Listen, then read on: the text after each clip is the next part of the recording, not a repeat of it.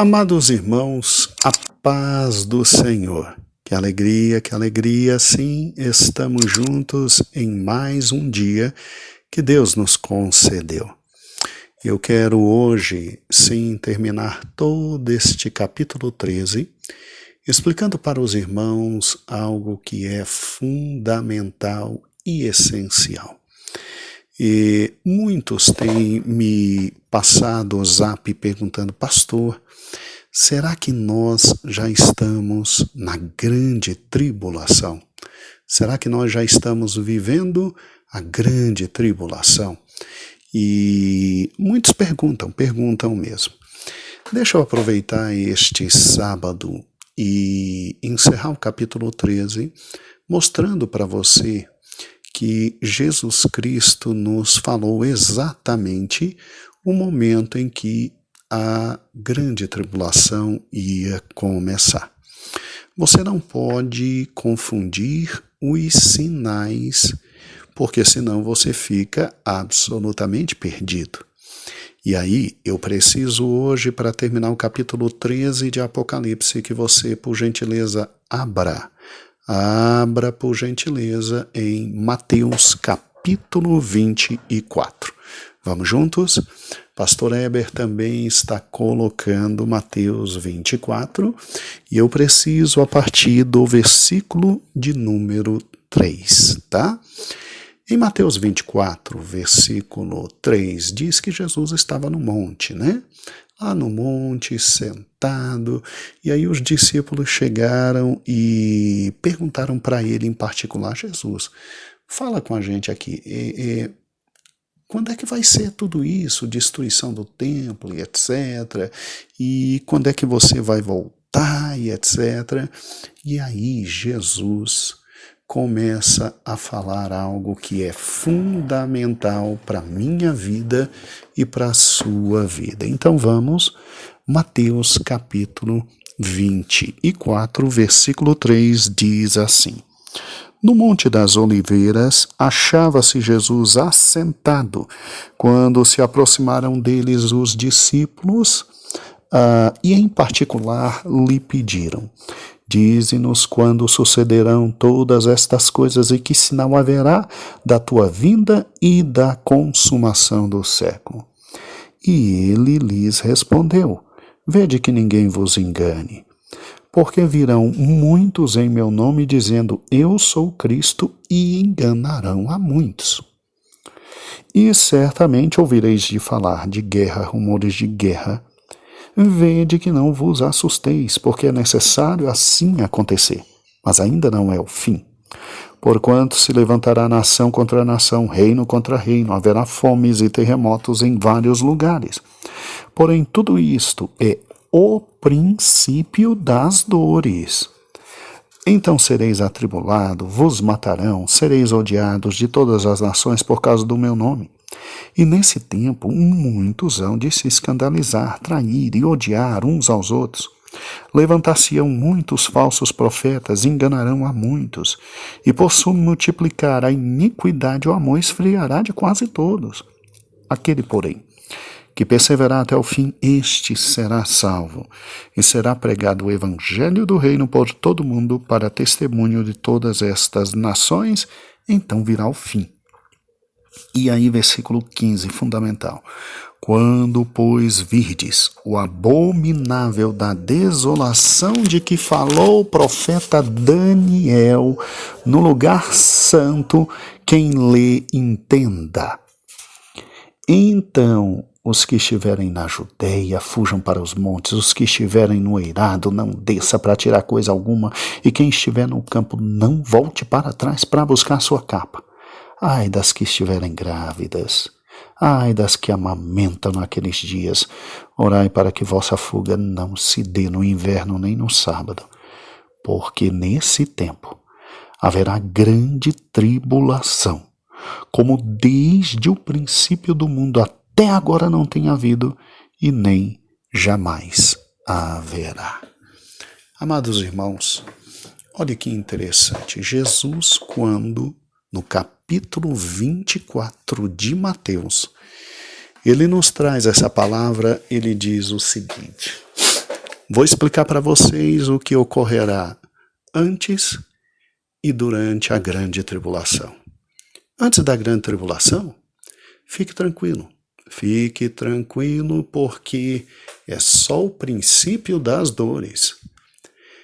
E princípio das dores é sinais que eu vou enviar para que você simplesmente saiba que o pior ainda está por vir. Então, vocês serão perseguidos, vocês serão odiados, tirarão a vida de vocês por causa de quê? Por causa do meu nome.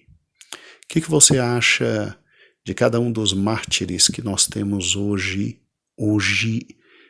simplesmente por causa do Evangelho? Quanta gente morreu desde a época de Cristo, na época de Cristo, por causa do Evangelho. Cada um dos apóstolos foram sacrificados, literalmente, martirizados por causa do Evangelho.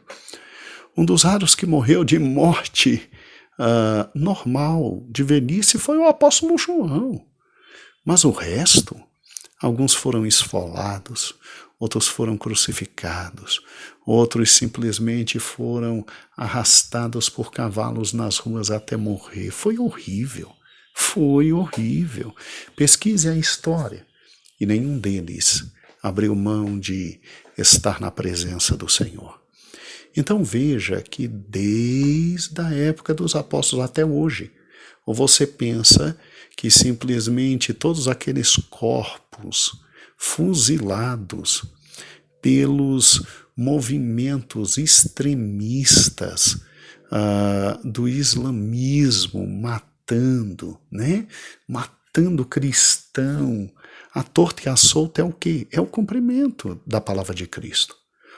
Ah, pastor, então peraí, eu estou entendendo. Se eu pensar que a grande tribulação começou desde a época de Cristo, então desde lá até hoje a gente está tendo grande tribulação. É mesmo. E a grande tribulação vai demorar 7 anos. E a gente já tem 2000 anos. Então veja que há um período histórico antes da grande tribulação chamado princípio das dores. Ah, pastor, estou compreendendo. Ele disse, vai ter terremotos, vai ter maremotos, vai ter sinais na natureza. E veja o tanto de terremoto que nós já tivemos, o tanto de maremotos que nós já tivemos, irmãos. O quanto a terra já foi devastada por fenômenos naturais desde a época de Cristo até hoje. Uma cidade chamada Pompeia, na Itália, foi acabada por um evento da natureza. E ainda não é a grande tribulação. Ah, pastor, compreendi. Agora raciocine comigo. Ele disse, virão falsos cristos. Eu não sei se você sabe, mas a coisa que mais tem no mundo é gente dizendo que é a reencarnação de Cristo. Reencarnação de Cristo. Vários falsos cristos. É porque o espírito do anticristo já está trabalhando. Mas o grande anticristo ainda virá. Ainda virá. Pastor, então tá certo. Então, quando eu pego Mateus capítulo 24, eu vejo então que todos esses sinais são sinais das tais princípios de dores. Então, como é que eu leio Mateus 24, pastor Gedeon? Da seguinte forma, até o versículo 14. Até o versículo 14 você tem descrição de fatos que antecedem a vinda de Cristo. A partir do versículo 15 é que começa a grande tribulação. Porque no versículo 15, aí sim aparece o abominável da assolação. Aparece o abominável da desolação. Aparece o anticristo que Daniel tinha falado. Sim, ele aparece. Que Daniel disse, ele vai aparecer, ele vai entrar no templo, ele vai profanar o templo, ele vai perseguir vocês, que é exatamente esse personagem que estamos estudando durante toda essa semana. Ele aparece e aí sim vem a grande tribulação. Vem a grande tribulação. Ou seja, o que Cristo falou está em conformidade com tudo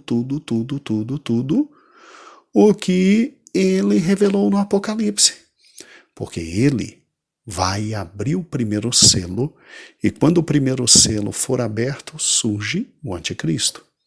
E lembre-se que o anticristo é aquele grande monstro visto com 7 cabeças, porque ele terá habilidades especiais para resolver cada um dos problemas que virão à humanidade com cada um dos selos abertos. Ele terá habilidade enorme. Se ele não conseguir resolver, pelo menos ele ameniza o problema. E ele é esse pequeno chifre que vai crescendo e que domina o mundo inteiro. E que vai ser adorado, porque do lado dele está o falso profeta, um líder religioso de uma religião ecumênica muito grande, o falso profeta que vai enganar todo mundo. Daí os capítulos que se seguem serem explicações do capítulo 12 e 13. Por isso que eu demorei muito no 12 uma semana, muito no 13 uma semana, porque os que sucedem são exatamente descrição e entendimento, principalmente o 15, 16, 17, 18, são descrição desse governo mundial do anticristo, dessa atuação, dessa religião mundial do falso profeta. Pastor, peraí, então, como o anticristo ainda não apareceu, né? Peraí. Então, o que a gente está vivendo com coronavírus é o quê? Só o princípio das dores. Só o princípio das dores. O pior ainda vem, meu irmãozinho.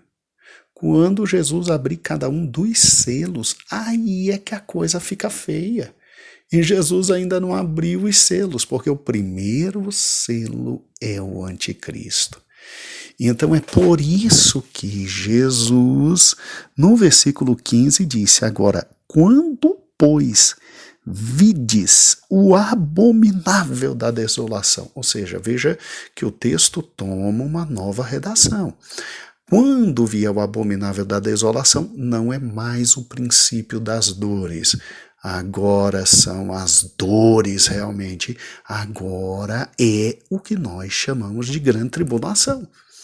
E a descrição que Jesus faz é exatamente o seguinte.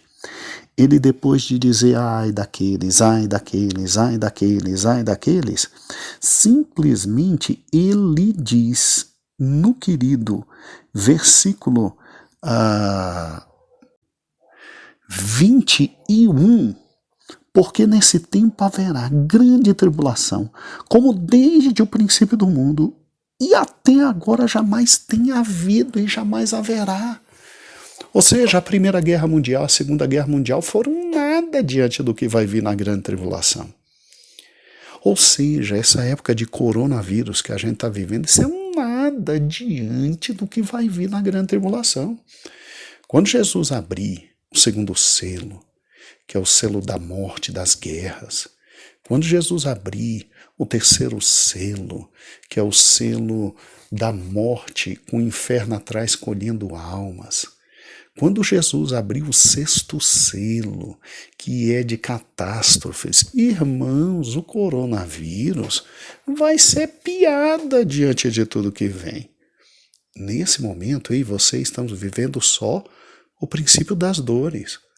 Mas a grande tribulação mesmo começa quando aparecer o abominável da desolação descrito em Daniel, quando aparecer o anticristo. Então, respondendo aos irmãos, já estamos na grande tribulação? Não, a gente só está no princípio das dores. A grande tribulação ainda vem.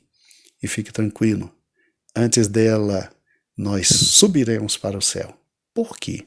Por uma razão simples. O apóstolo Paulo diz que o homem da iniquidade, que é esse o pequeno chifre, que é o anticristo, que é o abominável do qual Jesus falou, ratificando, confirmando Daniel, a iniquidade, o homem da iniquidade, só pode aparecer depois que aquele que o detém for retirado. E quem o detém? Quem o detém? A igreja. Só depois que a igreja for retirada é que ele pode aparecer. Pastor Heber, com certeza, está colocando um versículo agora para vocês. Tá certo? Então, só depois que aquele que detém for retirado é que literalmente, o homem da iniquidade pode aparecer. Então, irmãos, o que vivemos agora nada mais é do que o princípio das dores. A coisa vai se agravar de forma muito grande na grande tribulação, e o que existe agora nada mais é do que início das dores. Dores intensas mesmo vêm na grande tribulação. Mas olha que fato extraordinário, como Cristo revela tudo. Ele, o anticristo, vai ter autorização de Cristo para cada um dos selos abertos, ou ele resolver o problema, ou ele minimizar as consequências, porque ele vai ter tanto sucesso na empreitada dele que vão pensar que ele literalmente é um grande Deus. Tanto é que, enquanto ele trabalha no lado político, econômico, social, o falso profeta trabalha no lado religioso. E o falso profeta sempre do lado dele, sempre dando glórias a ele, sempre fazendo tudo para ele. E aí a idolatria vai alcançar o seu auge quando a estátua for erigida, quando a estátua for construída. E o falso profeta, por intermédio de poderes demoníacos, vai fazer com que essa estátua fale. Aí o mundo vai se curvar diante do anticristo, o mundo vai aceitar o sinal da besta, o mundo vai viver aos pés dele. E aí ele, achando-se o máximo, ele vem agora contra Israel, porque ele é anticristo. Se ele é anticristo, ele vai odiar o restante do povo de Deus que está na terra. E o restante do povo de Deus que está na terra é Israel. Ele vai matar os santos que existirem nessa época, ou seja, aqueles que ouvirem a pregação dos 144 mil e aceitarem Jesus Cristo, e aqueles que ouvirem a pregação das duas testemunhas e aceitarem, e lavarem as suas vestes no sangue do Cordeiro. E aí eles vão, como mártires, completar o número de santos nos céus. E nós, que formos arrebatados, nós já estaremos em nossos tronos com nossas coroas, esperando estes outros irmãos que virão da grande tribulação, e agora, no segundo período da grande tribulação, olhando para a terra e vendo a ação do anticristo e do falso profeta contra Israel, e nós vamos ver como Deus vai proteger Israel. Então não se assuste. Isso é só o princípio das dores. A coisa piorará muito na grande tribulação, mas o anticristo existirá para ir resolvendo problema a problema, e se não resolver, pelo menos minorar, porque tem que ter um espírito de engano a ponto de todos pensarem que ele é o próprio Cristo. Muito bem, mas ele vai cometer um erro grave. Ele vai entrar no templo de Jerusalém que existirá, e ao entrar no templo de Jerusalém que existirá, ele vai requerer adoração, e aí os judeus dizem não, aí não. Aí ele vai para cima dos judeus e vai ocorrer o grande Armagedon. Meu amado irmão, eu me alegro de ter estado com você durante toda essa semana. E eu te peço perdão, porque os áudios esta semana saíram todos no período da tarde. É muita coisa para resolver. Foi uma semana completamente diferente. Não pense que nós estamos sem trabalhar, porque todos aqueles que estão em casa estão trabalhando online. Então eu mesmo tenho que dar aulas na universidade de forma online. E eu tenho que continuar trabalhando no Tribunal de Justiça de forma online, fora os dias que estou na escala para estar no nosso querido Tribunal de Justiça ali. E aproveito este momento para dizer a você: Deus é bom e eterna a sua misericórdia. Que o Senhor te abençoe. Semana que vem vamos lutar para que os áudios voltem a ser reproduzidos no horário de sempre, à meia-noite. Tá bom? E um grande beijo, a paz do Senhor. Eu agradeço a Deus pela sua misericórdia de nos dar a possibilidade de a cada manhã ver o sol. Agradeço a direção da minha igreja, a pastora Loide, que de forma tão consciente vem conduzindo o povo de Deus neste momento tão difícil. Como Deus é bom, como Deus é bom. O Senhor nos deu uma pastora extremamente prudente e sábia. Deus é bom, Deus nos dá os líderes certíssimos no momento certo. Eu quero agradecer a cada pastor do ministério. Todos vocês são imprescindíveis. Agradecer a cada obreiro e agradecer a você, meu amado irmão. Ah, que seria do mundo sem você de joelhos pedindo a Deus misericórdia, não é verdade? Você é imprescindível. Você está na linha de frente. Eu louvo a Deus pelos irmãos da área da saúde. Que Deus vos fortaleça. Mas louvo a Deus também por você que está de joelhos para que esse país não caia na pior crise de todos os tempos. Deus te abençoe. Como nós todos devemos a todos vocês, irmãos, que estão de joelhos clamando pela misericórdia de Deus. Portanto, a paz do Senhor. E semana que vem nós continuamos. Deus abençoe a todos. Você já conhece o nosso canal do YouTube?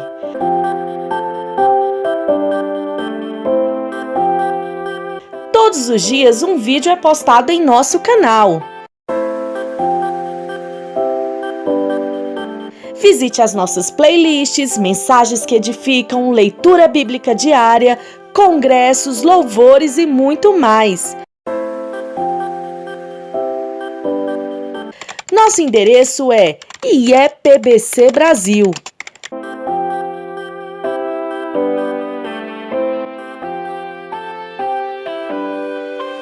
Ah, e não se esqueça de se inscrever, deixar o seu like, ativar o sininho, pois dessa forma, cada vez que postarmos um vídeo, você será avisado.